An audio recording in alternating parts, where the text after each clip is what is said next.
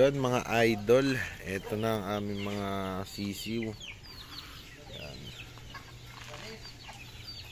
Yan ang mga sisiw namin. Yeah. Ilipat na. Ito naman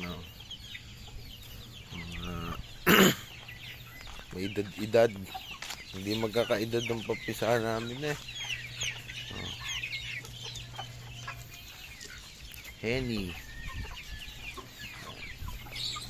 Chinese Silky,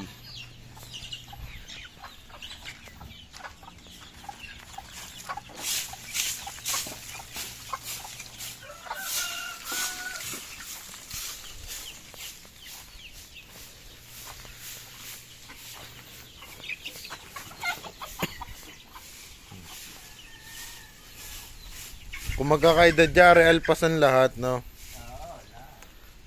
Hindi man magkakaedad.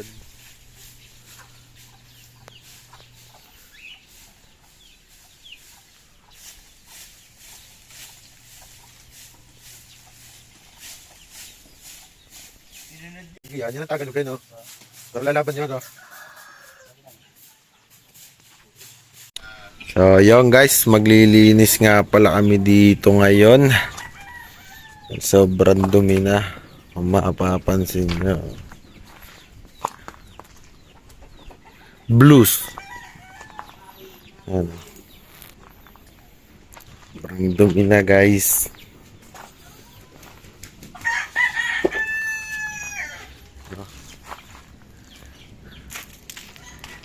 Maglilinis kami ngayon para mas maganda ang ang pag-aalaga namin at layo sa sakit. So ito idol, ito yung iba pa na namin. Yun.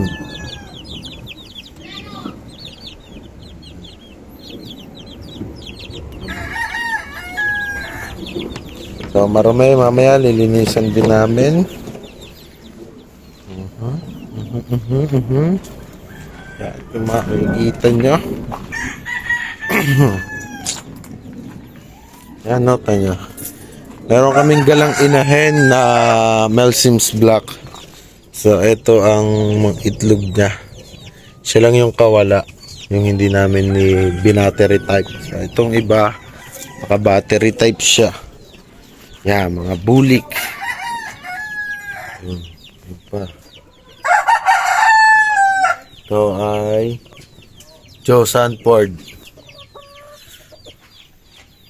Kita natin sa yun pala yung nasabi sa yung Melsim's Black na kawala.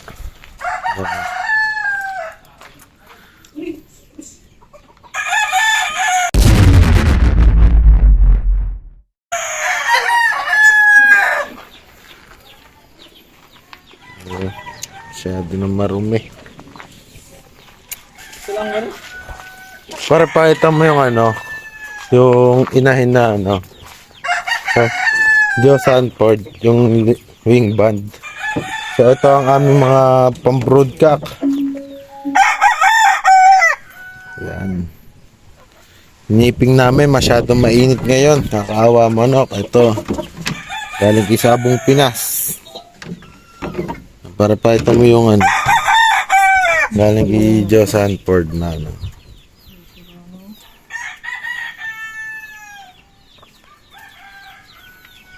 Yun.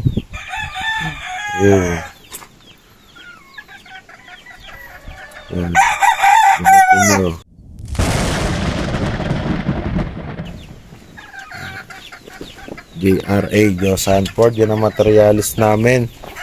Ito isa para pakita mo yung wing band niya. Yan.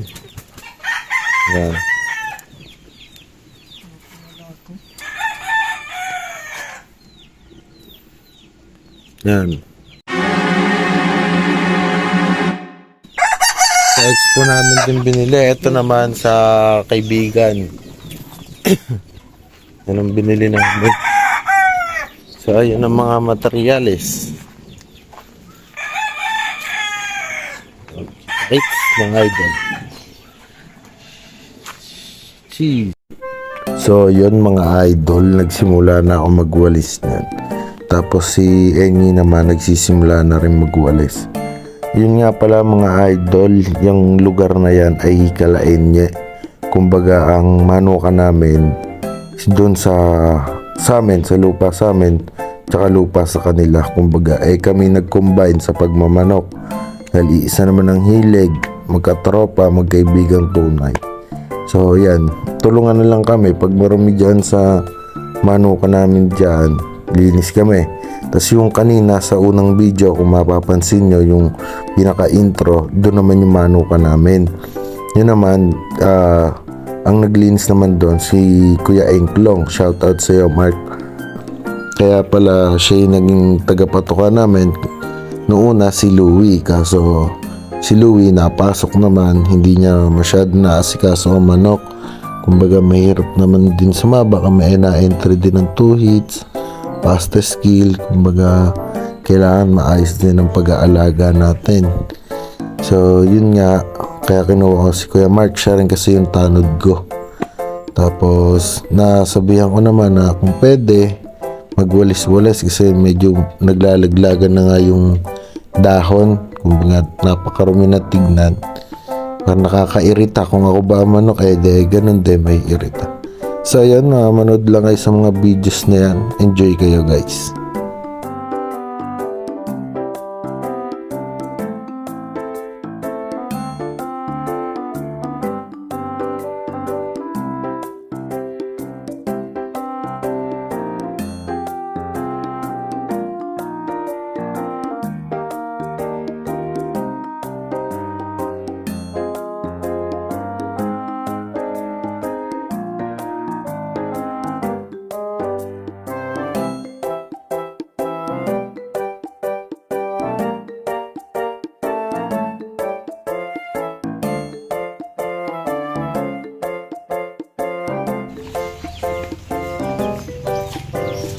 Euro.